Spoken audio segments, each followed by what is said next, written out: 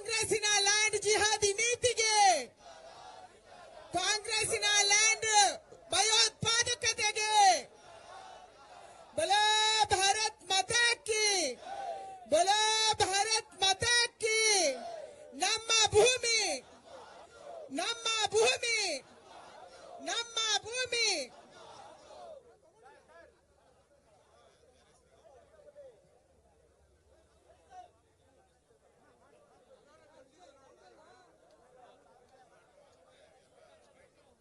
ಅಣ್ಣ ನಮಸ್ಕಾರ ನಿಮ್ಮೆಲ್ಲರಿಗೂ.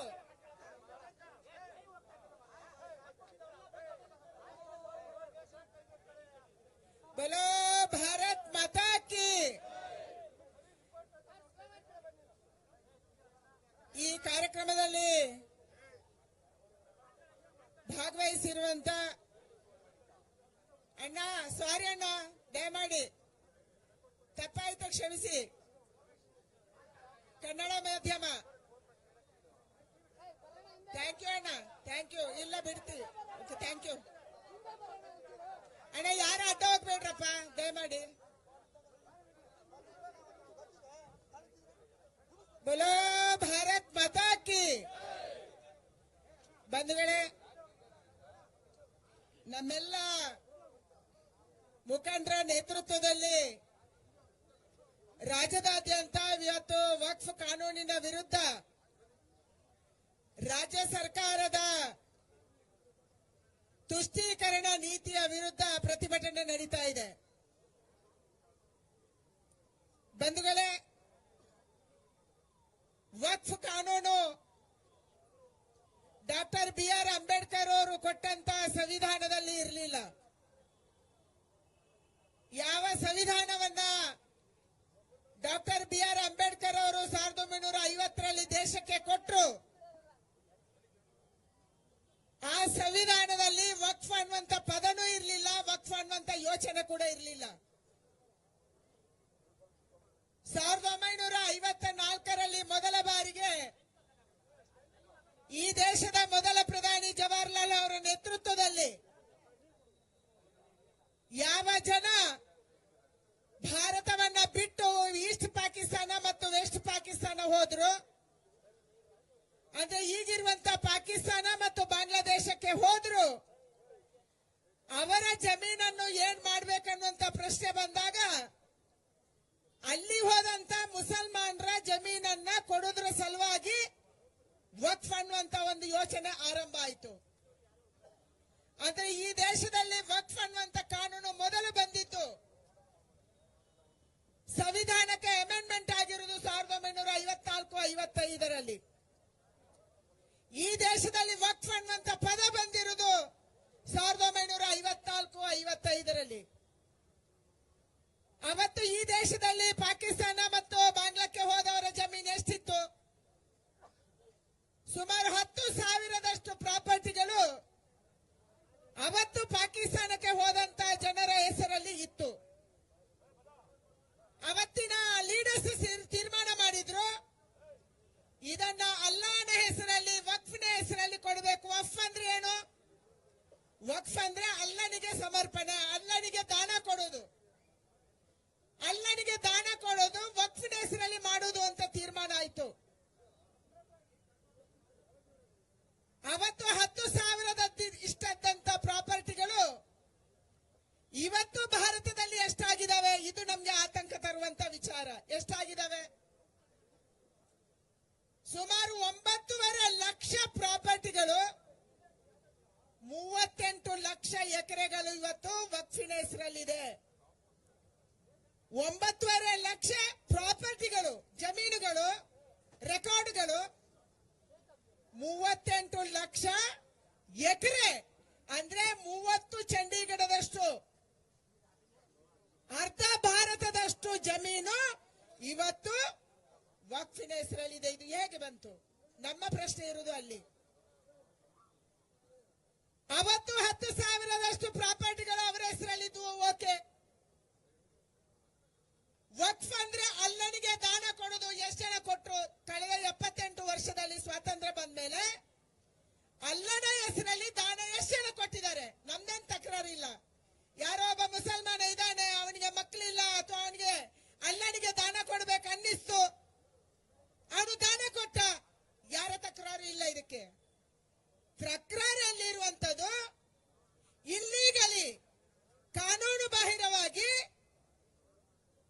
ಮತ್ತು ಕಾಯ್ದೆಗಳನ್ನ ಮಾಡಿ ನಮ್ಮ ರೈತರ ಜಮೀನನ್ನ, ನಮ್ಮ ದೇವಸ್ಥಾನವನ್ನ, ನಮ್ಮ ಮಠ ಮಂದಿರಗಳನ್ನ ವಕ್ಫ್ ಹೆಸರಲ್ಲಿ ಮಾಡ್ತಿದ್ದಾರೆ. ಇದು ನಮ್ಮ ತಕರಾರು ಇರುವಂತದ್ದು. ಕೇವಲ ಸಾವಿರದಷ್ಟಿದ್ದಂತ ಜಮೀನು 38 ಲಕ್ಷ ಎಕರೆ ಹೇಗಾಯ್ತು? ಇದರಲ್ಲಿ ಮುಸಲ್ಮಾನರು ದಾನ ಕೊಟ್ಟಿದ್ದೆಷ್ಟು ಲೆಕ್ಕಾಚಾರ ಆಗ್ಬೇಕೋ ಬೇಡೋ? ಮುಸಲ್ಮಾನರು ದಾನ ಕೊಟ್ಟಿದ್ರೆ ದಾನ ತಗೊಳ್ಳಿ ನೀವು, ಆದ್ರೆ ಅದಕ್ಕೆ ಲ್ಯಾಂಡ್ ರೆಕಾರ್ಡ್ ಎಲ್ಲಿದೆ? ಯಾರು ಕೊಟ್ಟಿದ್ದಾರೆ? ರೆವೆನ್ಯೂನ ವಿಚಾರ ಇವತ್ತು ರಾಜ್ಯ ಸರ್ಕಾರಕ್ಕೆ ಬರುತ್ತೆ. ಯಾಕೆ ನಮಗೆ ಆತಂಕ? ಕರ್ನಾಟಕದಂತ ರಾಜ್ಯದಲ್ಲಿ ಸಿದ್ದರಾಮಯ್ಯನವರ ನೇತೃತ್ವದಲ್ಲಿ ಜಮೀರ್ ಖಾನ್ ಅವರು ಪ್ರತಿ ಜಿಲ್ಲೆಗೆ ಹೋಗ್ತಾ ಇದ್ದಾರೆ. ವಕ್ಫ್ ಅದಾಲತ್ ಅನ್ನ ಮಾಡ್ತಾ ಇದ್ದಾರೆ. ಕಾನೂನಿನಲ್ಲಿ ವಕ್ಫ್ ಅದಾಲತ್ ಮಾಡೋದಕ್ಕೆ ಅವರಿಗೆ ಅವಕಾಶ ಇಲ್ಲ. ಆದ್ರೂ ಪ್ರತಿ ಜಿಲ್ಲೆಗೆ ಹೋಗಿ ವಕ್ಫ್ ಅದಾಲತ್ ಅನ್ನ ಮಾಡಿ, ಅಲ್ಲಿ ತಹಶೀಲ್ದಾರನ್ನ ಕರೆಸಿ, ಅಲ್ಲಿ ಎಸಿ ಅನ್ನ ಕರೆಸಿ, ಅಲ್ಲಿ ಡಿಸಿ ಅನ್ನ ಕರೆಸಿ, ಅವರಿಗೆ ಒತ್ತಡ ಮಾಡಿ ಹೊಸ ನೋಟಿಸ್ ಅನ್ನು ಕೊಡ್ತಾ ಇದ್ದಾರೆ. ಅದಕ್ಕಾಗಿ ಇದು 38 ಲಕ್ಷ ಎಕರೆ ಆಗಿದೆ. ಇದು ನಮ್ಮ ಆತಂಕ ಇರುವಂತದ್ದು. ಕರ್ನಾಟಕದಲ್ಲಿ ಜಮೀರ್ ಅವರು ಎಲ್ಲ ಜಿಲ್ಲೆಗಳಿಗೆ ಹೋಗ್ತಾ ಇದ್ದಾರೆ, ಒತ್ತಡ ಮಾಡ್ತಿದ್ದಾರೆ. ನಾವು ಬಿಜಾಪುರದಲ್ಲಿ ಧರಣಿ ಕೂತೀವಿ. ಯಾಕೆ? ಸುಮಾರು 16,000 ರೈತರ ಭೂಮಿಗೆ ನೋಟಿಸ್ ಕೊಟ್ಟಿದ್ದು. 16,000 ಎಕರೆ ರೈತರ ಭೂಮಿಗೆ. ನಾನಲ್ಲಿ ಯಾವುದೋ ಬೇರೆ ಕೆಲಸಕ್ಕೆ ಹೋಗಿದ್ದೆ, ಆದ್ರೆ ರೈತರು ಹೇಳಿದ್ರು ನಮ್ ಸಲುವಾಗಿ ಹೋರಾಟ ಮಾಡಬೇಕು. ಹೋರಾಟ ನಡೀತು. ಇಡೀ ದೇಶದ ಕಣ್ತೆರೆಸಿದ್ವಿ. ಇವತ್ತು ಇಡೀ ಬೇರೆ ಬೇರೆ ರಾಜ್ಯಗಳಲ್ಲಿ ಹೋರಾಟ ಆಗ್ತಾ ಇದೆ. ಬಂಧುಗಳೇ, 1995ರಲ್ಲಿ ವಕ್ಫ್ ಕಾಯ್ದೆಗೆ 54ರ ಅಮೆಂಡ್ಮೆಂಟ್ಗೆ ಮತ್ತೊಂದು ಅಮೆಂಡ್ಮೆಂಟ್ ತಂದ್ರು. ಅವತ್ತು ಕೂಡ ಕಾಂಗ್ರೆಸ್ ಸರ್ಕಾರ ಇದ್ದಿದ್ದು ಕೇಂದ್ರದಲ್ಲಿ. ಆ ಅಮೆಂಡ್ಮೆಂಟ್ ಅಲ್ಲಿ ಏನಿದೆ? ಆ ಅಮೆಂಡ್ಮೆಂಟ್ ಅಲ್ಲಿ ಸೆಕ್ಷನ್ 40ರ ಪ್ರಕಾರ ವಕ್ಫ್ ಬೈ ಯೂಸರ್, ಯಾರಾದ್ರೂ ವ್ಯಕ್ತಿಗಳು ಬಂದು ಈ ಫ್ರೀಡಂ ಪಾರ್ಕ್ 4 ಜನ ಮುಸಲ್ಮಾನರು ಇದು ನಮ್ದು ಅಂತ ಕ್ಲೈಮ್ ಮಾಡಿದ್ರೆ ಅವರು ಟ್ರಿಬ್ಯುನಲ್ಗೆ ಹೋಗಬಹುದು. ಒಂದ್ಸರಿ ಟ್ರಿಬ್ಯುನಲ್ಗೆ ಹೋದ್ರೆ ಸೆಕ್ಷನ್ 85ರ ಪ್ರಕಾರ ಬೇರೆ ಕೋರ್ಟ್ಗೆ ಹೋಗಂಗಿಲ್ಲ, ಸಿವಿಲ್ ಕೋರ್ಟ್ಗೆ ಹೋಗಂಗಿಲ್ಲ. ನಾವು ಹೋಗ್ತೀವಿ, ನಮ್ಮ ಜಮೀನಿನ ಯಾವುದೇ ಸಮಸ್ಯೆ ಆದ್ರೆ ನಿಮ್ಮೆಲ್ಲರಿಗೆ ಗೊತ್ತಿದೆ, ನಾವು ಎಸಿ ಕೋರ್ಟ್ಗೆ ಹೋಗ್ತೀವಿ, ಡಿಸಿ ಕೋರ್ಟ್ಗೆ ಹೋಗ್ತೀವಿ, ಲೋವರ್ ಕೋರ್ಟ್ಗೆ ಹೋಗ್ತೀವಿ, ಹೈಕೋರ್ಟ್ಗೆ ಹೋಗ್ತೀವಿ, ಸುಪ್ರೀಂ ಕೋರ್ಟ್ ತನಕ ನಮ್ಮ ಜಮೀನ ಶಿಕಾಯತ್ ಅಥವಾ ನಮ್ಮ ಜಮೀನ ವ್ಯಾಜ್ಯ ನಡೀತಾನೆ ಇರುತ್ತೆ. ಆದ್ರೆ ಯಾರಾದ್ರೂ ಯಾರದೇ ಜಮೀನನ್ನ ವಕ್ಫ್ ಅಂತ ಕ್ಲೈಮ್ ಮಾಡಿದ್ರೆ ಈ ಯಾವುದೇ ಕೋರ್ಟ್ಗೆ ಹೋಗಂಗಿಲ್ಲ. ಅವತ್ತು 1995ರ ಸೆಕ್ಷನ್ 85ರ ಪ್ರಕಾರ ಸಿವಿಲ್ ಕೋರ್ಟ್ಗೆ ಬ್ಯಾನ್ ಅನ್ನ ಹಾಕಿದ್ರು, ಬಾರ್ ಅನ್ನ ಹಾಕಿದ್ರು. 83ರ ಪ್ರಕಾರ ಟ್ರಿಬ್ಯುನಲ್ ಮಾಡಿದ್ರು. ಇದು ನಮ್ಮ ಆತಂಕ ಇರುವಂತದ್ದು. ವಕ್ಫ್ ಟ್ರಿಬ್ಯುನಲ್ ಅಲ್ಲಿ ಯಾರಿರ್ತಾರೆ? ವಕ್ಫ್ ಟ್ರಿಬ್ಯುನಲ್ ಅಲ್ಲಿ 100% ಮುಸಲ್ಮಾನರು ಇರ್ತಾರೆ, ಬೇರೆ ಯಾರು ಇಲ್ಲ. ಅದರಲ್ಲಿ ಜಮೀನಿಗೆ ಅರ್ಜಿ ಹಾಕುವವರು ಅವರೇ, ಜಮೀನು ಕಸ್ಕೊಳ್ಳುವವರು ಅವರೇ. ನಮ್ಮೊಬ್ಬ ದಲಿತ, ನಮ್ಮೊಬ್ಬ ರೈತ, ನಮ್ಮೊಬ್ಬ ಮಹಿಳೆ, ನಮ್ಮೊಬ್ಬ ಹಿಂದುಳಿದ ವರ್ಗ 2 ಎಕರೆ 3 ಎಕರೆ ಜಮೀನು ಹೋದ್ರೆ ಅವನು ಹೋಗಿ ವಕ್ಫ್ ಟ್ರಿಬ್ಯುನಲ್ ಅಲ್ಲಿ ಅರ್ಜಿ ಹಾಕೋಬೇಕು. ಇವತ್ತಿನ ತನಕ ಯಾರಿಗೂ ನ್ಯಾಯ ಸಿಕ್ಕಿಲ್ಲ, ಯಾರಿಗೂ ನ್ಯಾಯ ಸಿಕ್ಕಿಲ್ಲ. ವಕ್ಫ್ ಟ್ರಿಬ್ಯುನಲ್ ಅಲ್ಲಿ ಕೇಸನ್ನು ನಡೆಸುವುದೇ ಇಲ್ಲ ಅವರು. 2013ರಲ್ಲಿ ಇನ್ನೊಂದು ಖತರ್ನಾಕ್ ಅಮೆಂಡ್ಮೆಂಟ್ ಅನ್ನ ತರ್ತಾರೆ ಮನಮೋಹನ್ ಸಿಂಗ್ ಅವರ ಸರ್ಕಾರ. ಏನ್ ಹೇಳ್ತಾರೆ?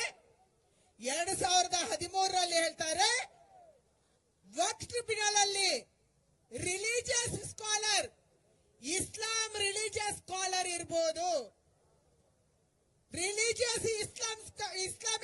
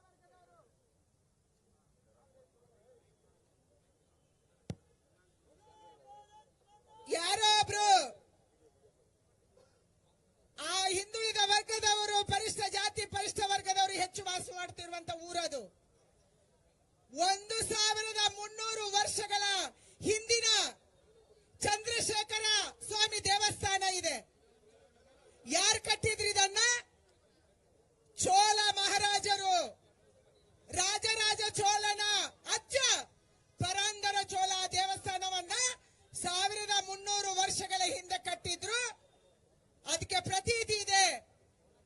ಮಾರ್ಕಂಡೇಯ ಪುರಾಣದಲ್ಲಿ ಪ್ರತೀತಿ ಇದೆ. ಮಾರ್ಕಂಡೇಯ ತಪಸ್ಸು ಮಾಡಿ ಶಿವನನ್ನ ಒಲಿಸ್ಕೊಂಡ್ಮೇಲೆ ಯಮ ಯಾವ ಮಾರ್ಕಂಡೇಯ ಜೀವವನ್ನ ತಗೊಳಕ್ ಹೋಗಿದ್ದೆ, ಆ ಶಿವ ಯಮನಿಗೆ ಶಾಪ ಕೊಡ್ತಾನೆ. ಆ ದೇವರ ಹತ್ರ ಬಂದು ನಮಸ್ಕಾರ ಮಾಡಿ ಅವನು ತಪಸ್ಸಿಗೆ ಹೋಗ್ತಾನೆ, ಯಮಧರ್ಮರಾಯ ಅಂತ ಅಲ್ಲಿ ಸ್ಟೋರಿ ಹೇಳ್ತಾರೆ. ಅಂತ ದೇವಸ್ಥಾನ ಇವತ್ತು ವಕ್ಫ್. ರಾಜರಾಜ ಚೋಳನ ಅಜ್ಜ ಕಟ್ಟಿದಂತ ದೇವಸ್ಥಾನ ವಕ್ಫ್ ಹೇಗಾಯ್ತು? ವಕ್ಫ್ ಕಾನೂನು ಬಂದಿರುವುದು 1954ರಲ್ಲಿ. ವಕ್ಫ್ ಆಗಕ್ಕೆ ಹೇಗೆ ಸಾಧ್ಯ? ಊರಿಗೆ ಊರೇ ವಕ್ಫ್.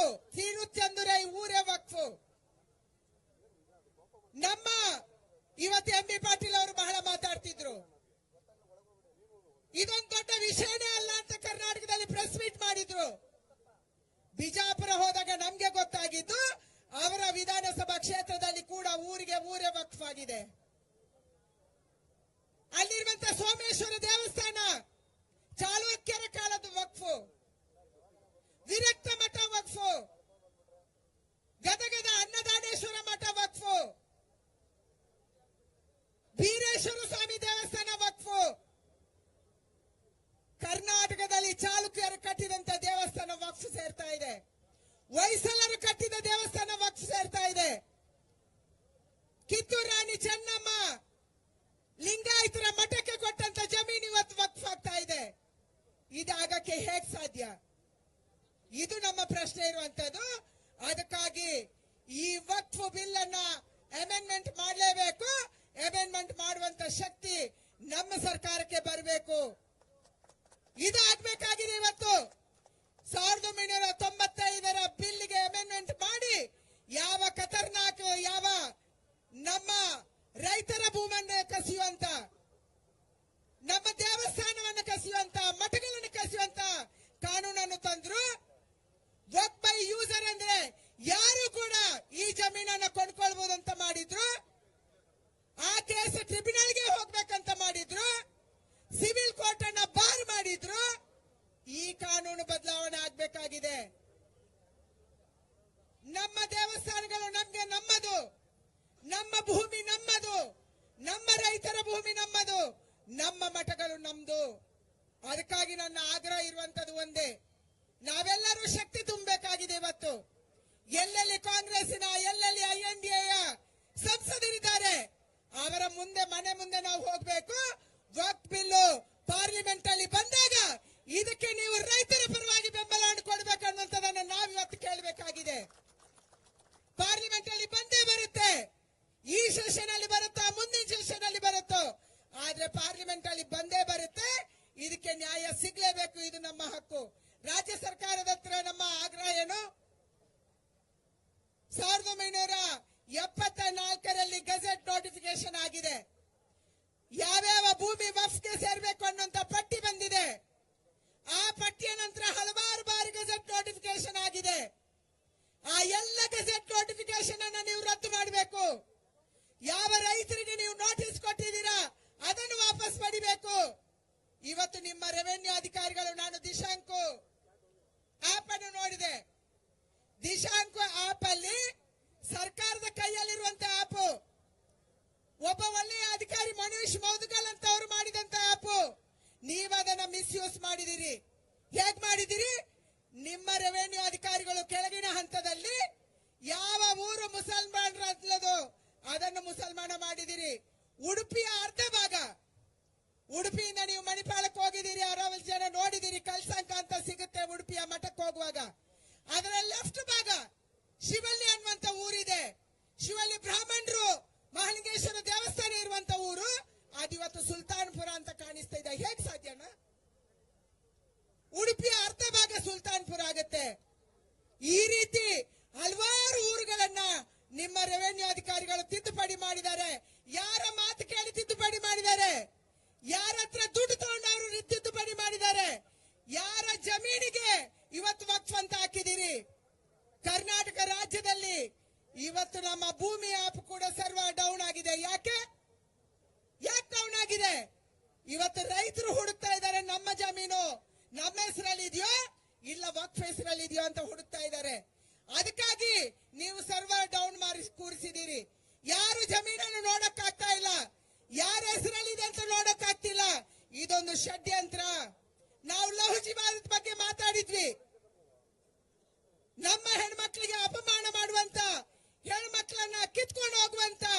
ಒಂದು ಕರಾಳ ಮಾನಸಿಕತೆ ಈ ದೇಶದಲ್ಲಿದೆ, ಈ ರಾಜ್ಯದಲ್ಲಿದೆ, ನಮ್ಮ ಅಕ್ಕಪಕ್ಕದ ರಾಜ್ಯದಲ್ಲಿದೆ ಅಂತ ಮಾತಾಡ್ತಿದ್ವಿ. ಲ್ಯಾಂಡ್ ಜಿಹಾದಿನ ಜೊತೆ ಇವತ್ತು ಲವ್ ಜಿಹಾದಿನ ಜೊತೆ ಲ್ಯಾಂಡ್ ಜಿಹಾದ್ ಸೇರ್ಕೊಂಡಿದೆ. ಇದೊಂದು ನಮ್ಮ ಭೂಮಿಯನ್ನು ಕಸಿಯುವಂತ ಷಡ್ಯಂತ್ರ ಇದೆ. ಅದಕ್ಕಾಗಿ ನಮ್ಮ ಆಗ್ರಹ ಇರುವಂತದ್ದು, ಈ ಲ್ಯಾಂಡ್ ಜಿಹಾದಿನ ವಿರುದ್ಧ ನಮ್ಮ ಹೋರಾಟ ಇದೆ. ಲ್ಯಾಂಡ್ ಟೆರರಿಸಂನ ವಿರುದ್ಧ ನಮ್ಮ ಹೋರಾಟ ಇದೆ. ಈ ಮಾನಸಿಕತೆಯ ವಿರುದ್ಧ ನಮ್ಮ ಹೋರಾಟ ಇದೆ. ನಮ್ಮ ಸರ್ಕಾರ ಇವತ್ತು ಪತ್ತೆ ಮಾಡಬೇಕು, ಕರ್ನಾಟಕದಲ್ಲಿ ಒರಿಜಿನಲ್ ವಕ್ಫ್ ಆಸ್ತಿ ಎಷ್ಟಿತ್ತು, ಯಾರು ಬಿಟ್ಟು ಹೋಗಿದ್ರು. ನಮ್ಗೆ ಗೊತ್ತಿರುವ ಮಾಹಿತಿ ಪ್ರಕಾರ ಬೆಳಗಾವಿಯಿಂದ ಒಂದಷ್ಟು ಜನ ಅವತ್ತು ಪಾಕಿಸ್ತಾನ ಹೋಗಿದ್ರಂತೆ, ಬೇರೆ ಎಲ್ಲೂ ಪಾಕಿಸ್ತಾನ ಹೋಗಿದ್ರು ಅಂತ ನಾವು ಕೇಳಿಲ್ಲ. ಬೆಳಗಾವಿಯಿಂದ ಒಂದಷ್ಟು ಜನ ಹೋಗಿದ್ರು, ಅವರ ಆಸ್ತಿ ಎಷ್ಟಿತ್ತು, ಅದು ವಕ್ಫ್ ಅಲ್ಲಿ ಬಂದಿದ್ಯೋ ಇಲ್ಲೋ ಅದಕ್ಕೆ ರೆಕಾರ್ಡ್ ಇದೆ. ಅದಾದ ಮೇಲೆ ಎಷ್ಟು ಜನ ಮುಸಲ್ಮಾನರು ದಾನ ಕೊಟ್ಟಿದ್ದಾರೆ, ಅದಕ್ಕಿರುವಂತ ರೆಕಾರ್ಡ್ ಏನು. ಆದ್ರೆ ಇವತ್ತು ಕರ್ನಾಟಕದಲ್ಲಿ ಎಷ್ಟು ವಕ್ಫ್ ಜಮೀನಿದೆ, ಇದರ ಬಗ್ಗೆ ಇವತ್ತು ಅಂಕಿಅಂಶಗಳನ್ನ ಸರ್ಕಾರ ಬಹಿರಂಗ ಮಾಡಬೇಕನ್ನುವಂತ ಆಗ್ರಹವನ್ನು ನಾನು ಮಾಡ್ತಾ ಇದ್ದೀನಿ. ಸಿದ್ದರಾಮಯ್ಯನವರು ಎಲ್ಲ ವಿಚಾರದಲ್ಲೂ ಮೋಸ ಮಾಡ್ತಿದ್ದಾರೆ. ಇವತ್ತು ರೇಷನ್ ಕಾರ್ಡ್ ಕಿತ್ತಾಕಿದ್ರು. ಯಾರ ರೇಷನ್ ಕಾರ್ಡ್ ಅನ್ನ? ನಮ್ಮ ಹಿಂದೂಗಳ ರೇಷನ್ ಕಾರ್ಡ್ ಕಿತ್ತಾಕಿದ್ರು. ಮ್ಯಾಕ್ಸಿಮಮ್ ಜನ 95% ಜನ ನಮ್ಮ ಹಿಂದೂಗಳ ರೇಷನ್ ಕಾರ್ಡ್ ಕಿತ್ತಾಕಿದ್ರು. ರೇಷನ್ ಕಾರ್ಡ್ ಕಿತ್ತಾಕಿದ್ರೆ ಕೇವಲ ಅಕ್ಕಿ ನಿಲ್ಲುವುದಲ್ಲ, ರೇಷನ್ ಕಾರ್ಡ್ ಕಿತ್ತಾಕಿದ್ರೆ ನಿಮ್ಮ ಗೃಹಲಕ್ಷ್ಮಿ ಬರಲ್ಲ, ರೇಷನ್ ಕಾರ್ಡ್ ಕಿತ್ತಾಕಿದ್ರೆ ಉಚಿತ ವಿದ್ಯುತ್ ಬರಲ್ಲ, ರೇಷನ್ ಕಾರ್ಡ್ ಕಿತ್ತಾಕಿದ್ರೆ ಆಯುಷ್ಮಾನ್ ಬರಲ್ಲ, ರೇಷನ್ ಕಾರ್ಡ್ ಕಿತ್ತಾಕಿದ್ರೆ ಮನೆ ಸಿಗಲ್ಲ. ರೇಷನ್ ಕಾರ್ಡ್ ಕಿತ್ತಾಕೋದ್ರ ಜೊತೆಗೆ ಕೇವಲ ಒಂದು ರೇಷನ್ ಕಾರ್ಡ್ ಅಂತ ಅನ್ಕೋಬೇಡಿ, ನಮ್ಮ ಸರ್ಕಾರ, ಕೇಂದ್ರ ಸರ್ಕಾರ ಕೊಡುವ, ರಾಜ್ಯ ಸರ್ಕಾರ ಕೊಡುವ ಹಲವಾರು ಯೋಜನೆಗಳನ್ನ ಕಿತ್ತಾಕುವಂತದ್ದು ಈ ಸರ್ಕಾರ ಮಾಡಿದೆ. ನೀವು ಯಾರ ಪರ ಇದ್ದೀರಿ? ಜಮೀರ್ ಖಾನ್ ಅವರೇ, ನೀವು ಯಾರ ಪರ? ಸಿದ್ದರಾಮಯ್ಯನವರೇ, ನೀವು ಯಾರ ಪರ? 135 ಸೀಟು ಕೇವಲ ಮುಸಲ್ಮಾನರ ಓಟಿಂದ ನಿಮ್ಗೆ ಬಂದಿದ್ಯಾ? ಕೇವಲ ಮುಸಲ್ಮಾನರು ಓಟ್ ಹಾಕಿದ್ರೆ ನಿಮ್ಗೆ? ಹಿಂದೂಗಳು ಓಟ್ ಹಾಕಿಲ್ವಾ? ಆದ್ರೂ ಕೂಡ ಇವತ್ತು ಹಿಂದೂಗಳಿಗೆ ಅನ್ಯಾಯ ಮಾಡುವಂತದ್ದು ಕರ್ನಾಟಕದಲ್ಲಿ ನಡೀತಾ ಇದೆ. ಇದಕ್ಕೆ ನಾವು ಆಗೋದಕ್ಕೆ ಬಿಡಲ್ಲ. ಯಾವುದೇ ಹೋರಾಟಕ್ಕೂ ನಾವು ಸಿದ್ಧ. ಹೋರಾಟ ಮಾಡಿ ನಮ್ಮ ರೈತರ ಹಕ್ಕನ್ನು ನಮ್ಗೆ ಕೊಡಿಸ್ತೀವಿ, ನಮ್ಮ ಬಡವರ ಹಕ್ಕನ್ನ ಬಡವರಿಗೆ ಕೊಡಿಸ್ತೀವಿ. ಇದು ನಮ್ಮ ಹೋರಾಟ ಇದೆ ಬಂಧುಗಳೇ. ಅದಕ್ಕಾಗಿ ವಕ್ಫ್ ಕಾನೂನು ಅತ್ಯಂತ ಕರಾಳ ಕಾನೂನು. ಇದಕ್ಕೆ ನಮ್ಗೆ ಶಕ್ತಿ ಸಿಗಬೇಕು. ಕೇಂದ್ರದಲ್ಲಿ ನಾವು ಮಾಡೇ ಮಾಡ್ತೀವಿ. ಆದ್ರೆ ರಾಜ್ಯದಲ್ಲಿ ಯಾವ ನೋಟಿಸ್ ಅನ್ನ ಕೊಟ್ಟಿದ್ದಾರೆ, ಇವತ್ತು ಭೂಮಿ ಕೊಡುವಂತದ್ದು ರಾಜ್ಯ ಸರ್ಕಾರ. ನಮ್ಗೆ ಒಂದು ಹೈವೇಗೆ ಭೂಮಿ ಬೇಕು, ನಮ್ಗೊಂದು ರೈಲ್ವೆಗೆ ಭೂಮಿ ಬೇಕು ಅಂತಂದ್ರೆ ರಾಜ್ಯ ಸರ್ಕಾರ ಕೊಡಬೇಕು, ಡಿಸಿ ಕೊಡಬೇಕು. ನೀವು ಕೊಟ್ಟ ನೋಟಿಸ್ ಅನ್ನು ವಾಪಸ್ ಪಡೀರಿ. ರೆವೆನ್ಯೂ ಲ್ಯಾಂಡ್ ಅಧಿಕಾರ ನಿಮ್ಮ ಕೈಯಲ್ಲಿದೆ. ಒಂದು ಅದಕ್ಕಾಗಿ ಸ್ಪೆಷಲ್ ಕೋರ್ಟ್ ಮಾಡಿ, ಕೋರ್ಟ್ ಮಾಡಿಬಿಟ್ಟು ನಮ್ಮ ಭೂಮಿಯನ್ನ ನಮ್ಗೆ ಕೊಡಿಸುವಂತ ಕೆಲಸವನ್ನ ಈ ರಾಜ್ಯ ಸರ್ಕಾರ ಮಾಡಬೇಕನ್ನುವಂತ ಆಗ್ರಹವನ್ನು ಮಾಡಿ, ಇಲ್ಲಿ ಬಂದಿರುವಂತ ಎಲ್ಲ ಕಾರ್ಯಕರ್ತರು, ಇದು ಒಂದು ದಿನದ ಹೋರಾಟ ಅಲ್ಲ, ನಮ್ಮ ಜೀವನ ಮರದ ಪ್ರಶ್ನೆ ಇದು, ನಮ್ಮ ಬದುಕಿನ ಪ್ರಶ್ನೆ, ನಮ್ಮ ಶ್ರದ್ಧೆಯ ಪ್ರಶ್ನೆ, ನಮ್ಮ ನಂಬಿಕೆಯ ಪ್ರಶ್ನೆ, ನಮ್ಮ ಧಾರ್ಮಿಕತೆಯ ಪ್ರಶ್ನೆ. ಅದಕ್ಕಾಗಿ ಈ ಪ್ರಶ್ನೆಯನ್ನು ಎತ್ತಿರುವಂತ ಜಮೀರ್ ಖಾನ್ ಸಿದ್ದರಾಮಯ್ಯನವರನ್ನ ಮನೆಗೆ ಕಳಿಸುವ ತನಕ ನಮ್ಮ ಹೋರಾಟಕ್ಕೆ ನಾವು ಸಿದ್ಧ ಆಗ್ಬೇಕನ್ನುವಂತ ಪ್ರಾರ್ಥನೆಯನ್ನ ನಿಮ್ಮೆಲ್ಲರಿಗೆ ಮಾಡಿ, ನಿಮ್ಮೆಲ್ಲರಿಗೆ ಮನಸ್ಸಿ ನನ್ನ ಮಾತು ಮುಗಿಸ್ತೀನಿ. ಬೋಲೋ ಭಾರತ್ ಮಾತಾ ಕಿ, ಬೋಲೋ ಭಾರತ್ ಮಾತಾ ಕಿ. ಜನ ವಿರೋಧಿ ಕಾಂಗ್ರೆಸ್ ಸರ್ಕಾರಕ್ಕೆ, ರೈತ ವಿರೋಧಿ ಕಾಂಗ್ರೆಸ್ ಸರ್ಕಾರಕ್ಕೆ, ಲ್ಯಾಂಡ್ ಜಿಹಾದ್ ಮಾಡ್ತಾ ಇರುವಂತ ಕಾಂಗ್ರೆಸ್ ಸರ್ಕಾರಕ್ಕೆ, ಲ್ಯಾಂಡ್ ಟೆರರಿಸಂ ಮಾಡ್ತಾ ಇರುವಂತ ರಾಜ್ಯ ಸರ್ಕಾರಕ್ಕೆ, ರೈತರಿಗೆ ನೋಟಿಸ್ ಕೊಡಿಸ್ತಾ ಇರುವಂತ ಜಮೀರ್ ಖಾನ್ಗೆ, ರೈತರಿಗೆ ನೋಟಿಸ್ ಕೊಡ್ತಾ ಇರುವಂತ ಜಮೀರ್ ಖಾನ್ಗೆ. ನಮ್ಮನ್ನು ಉದ್ದೇಶಿಸಿ ಮಾತಾಡಿದಂತ ಕೇಂದ್ರ ಸಚಿವರಾದ